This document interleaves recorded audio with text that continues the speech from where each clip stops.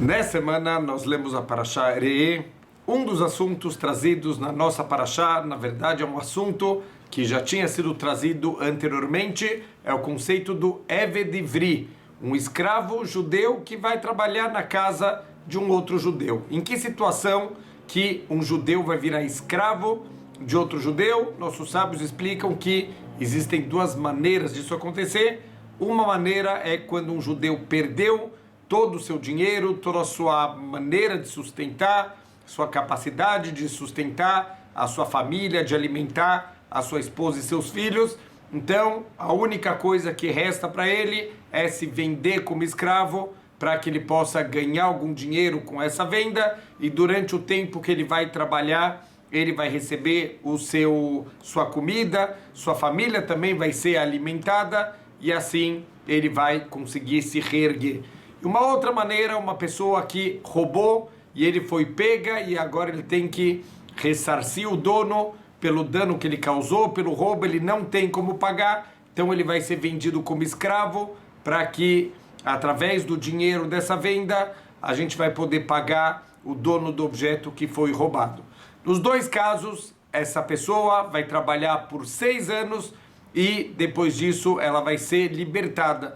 Não era fácil libertar depois de 6 anos, você está com alguém trabalhando na sua casa, ajudando em todas as coisas domésticas, ajudando com as crianças, de repente chega, depois de 6 anos de trabalho, tem que libertar essa pessoa, não é um momento fácil, e assim também a Torá, ela ressalta, a Torá entende os sentimentos do dono desse escravo, e a Torá fala pra gente o seguinte: Lo ikshe beinecha beshalechacha oto rovshi meimar, que não seja pesado, que não seja difícil para você para libertar esse escravo, como se a Torá ela está aqui entendendo a dificuldade, entendendo o sofrimento do dono do escravo, a empatia da Torá que ela tem, ela sabe dos testes do ser humano, e a Torá está falando mais, não tenha medo, não tenha dificuldade, liberta o seu escravo, faz o que a Torá está falando para fazer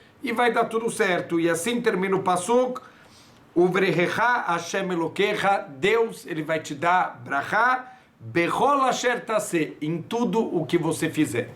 Essas últimas palavras do versículo, elas chamam a atenção.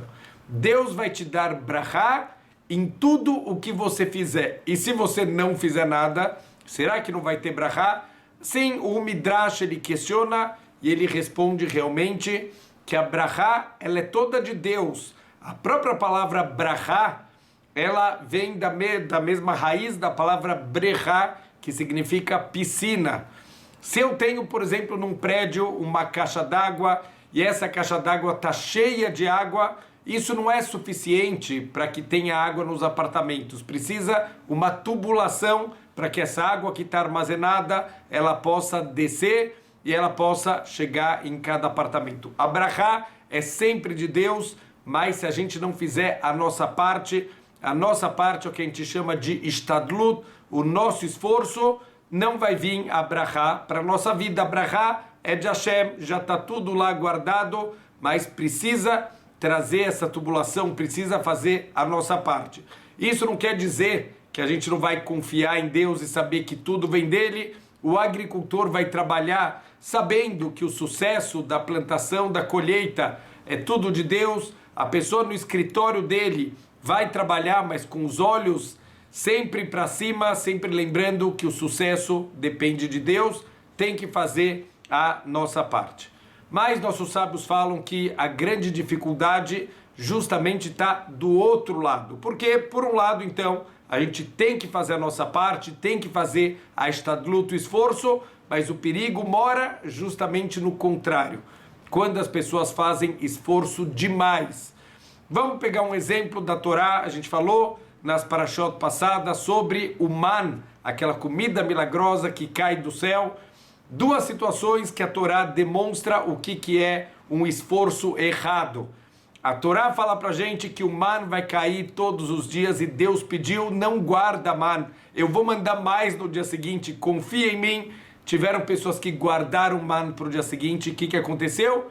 Apodreceu tudo. Outra situação, na sexta-feira caiu uma produção dupla e Deus falou, isso é para sexta-feira, é para o Shabat, não procurem man no Shabat que não vai ter nada. Pessoas saíram para procurar e realmente não encontraram como Deus tinha avisado. Duas situações que a estadlut, o esforço é equivocado.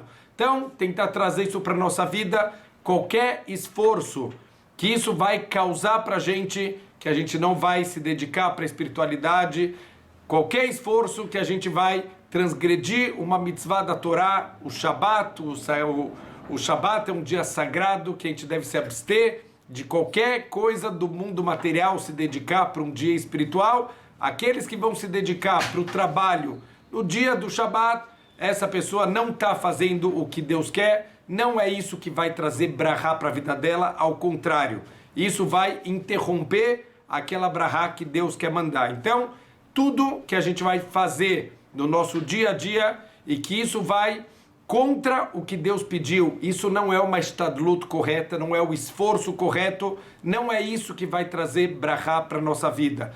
Tem que fazer a nossa parte, cada um de acordo com o seu nível, cada um de acordo com o que Deus deu para ela de sabedoria, de possibilidade de se dedicar para o lado espiritual. A gente tem que ter todos os dias nosso tempo de estudo de Torá. Assim a gente vai ser cobrado uma das 3 perguntas que a gente vai ter que responder assim que a gente chegar lá no Shamayim. A gente vai ter que responder para Deus se a gente fixou tempos para o estudo de Torá. Todos os dias tem que ter algum tempo, não pode ser que nosso dia de 24 horas a gente tem tempo para o trabalho, a gente tem tempo para o lazer e a gente não vai ter um pouco de tempo no nosso dia para fixar para a Torá. Se não está sobrando nenhum tempo para a espiritualidade, para rezar, para estudar a Torá, significa o nosso esforço não está sendo feito da maneira correta.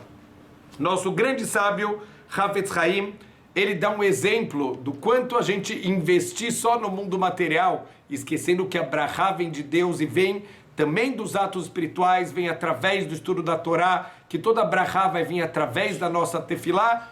Hafetz Haim fala de um vendedor que estava vendendo azeite, ele passava, era um vendedor ambulante, ele tem um barril cheio de azeite, com uma torneira, vem as pessoas comprar, ele enche as vasilhas que as pessoas trazem, e assim ele ganha o sustento dele. Vem uma pessoa para ele e fala, você é um estúpido, você podia estar ganhando o dobro de dinheiro. Falou, mas como eu ia ganhar o dobro de dinheiro? Falou, em vez de ter só uma torneira no teu barril, por que você não coloca 2 torneiras? Você vai ter o dobro de lucro. Olhando de fora, óbvio que a gente dá risada, que estupidez, ter o dobro de torneiras não vai fazer com que se multiplique o azeite que está lá dentro. O azeite representa a nossa brachá. A brachá já está guardada para a gente. Faz o teu esforço, tem a sua torneira para trazer a brachá, ficar dobrando o esforço.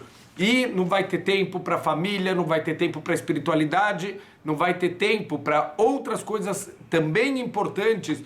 O Razonish, ele falava para a gente que o esforço, ele pode trazer brachá, mas a tefilá, ela vai trazer muito mais brachá para a nossa vida. Vamos fazer a nossa parte, a gente vai trabalhar, vai se esforçar, mas principalmente a gente vai rezar, a gente vai sempre agradecer para Hashem, a gente vai se dedicar para o espiritual e dessa maneira a gente sempre vai ter muita brachá na nossa vida. Shabbat Shalom!